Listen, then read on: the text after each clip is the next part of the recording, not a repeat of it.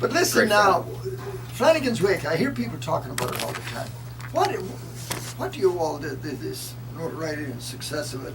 How many people in the cast now? There's seven people, right? How many would you say going back the 6 years have you got from 6 years ago? All of them. All the original? Yeah, nobody leaves because it's always a different show. When we run it for 4 months, nobody gets burned out. We shut it down. I mean, we're selling out crowds. But Tom Malloy used to be in it, right? Tom is still in it. He still? No, he's great. Oh yeah. Really good. Oh, I hear a man living with Roger Wiest all the time. He's supposed to prepare that news program. He just makes it up as he goes along. He always runs out of ink, so he's not good with technology. So. That's quite a talent to have to the improvisation, isn't it? It's fun. I mean, it's like an exercise. It's like you said, there's no wrong answer, huh? There's no wrong answer. Bridget, I bet you'd be good at that. I bet you could. So she has to do it when she works, right? Yeah, that's what I have to do too. You don't do anything. anything. We're all improvising. Look at us right now. Yeah, we're all stars. I'm just here so I don't get fined. See? Okay. Marshawn Lynch. Yeah, Lynch's. I think he's from Mayo. He is. No. I think he's Margaret's from cousin. Swinford. Oh, County okay. Mayo. Swinford. Yeah. A guy in my movie, Maloney, is from Swinford. He's a boxer. Oh yeah, speaking of that, the Yank. Yes. You've had that thing shown everywhere, haven't you? Everywhere. It's the places where it makes money. Boston.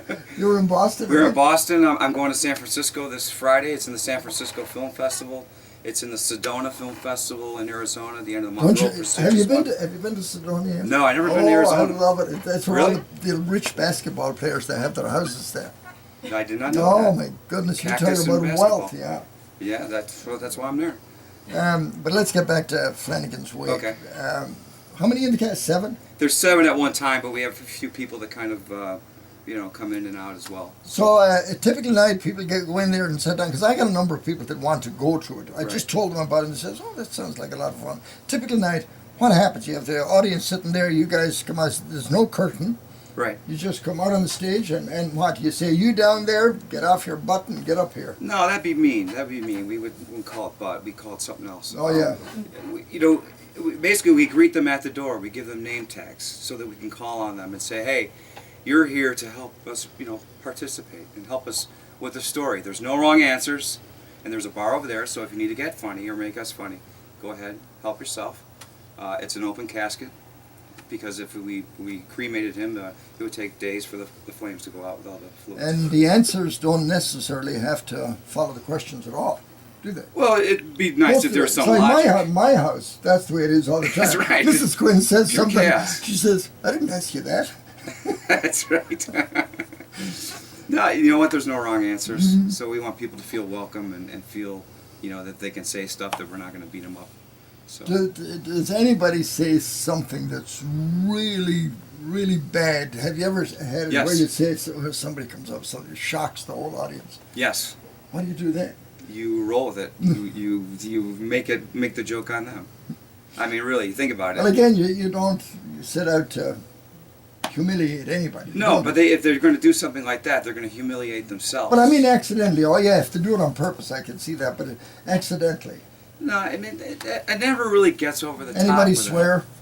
We're in Cleveland, and it's a blue-collar town, and they're Browns fans. So there's occasionally that happens, but we don't condone it. We don't want that. Mm-hmm. We're all there trying to make everyone feel welcome and feel, not feel threatened or, it's not about that. It's about having fun. Now, how many days a week does it run? 2 days a week, every Friday and Saturday at 8 p.m. down at Playhouse Square. How did they get the tickets? You go to playhousesquare.org or call the box office or check out our website. And it's been sold out. We've gone for 6 shows so far. We've had 4 of them sold out completely, and the other ones were really close to it. So it's, I don't even know half the people that come down to it. But we got people from, this is downtown Cleveland now. There's people coming in from Detroit, Buffalo, out of town, all over the place, and they're staying downtown. They're coming to Cleveland as a destination and enjoying the restaurants and staying in the hotels and going to shows. I wouldn't be surprised, Sean, if other cities would want to import you guys. Bring in maybe they go back and start their own. I think they would start their own. I mean, it started in Chicago, and I think they still have it in Chicago, and there's some other cities as well. Pittsburgh, I think, had one, And I think there was an Alaskan Flanagan's Wake as well, which would have been kind of fun. All right, Flanagan. Uh-huh. He's laying in the casket. Yes.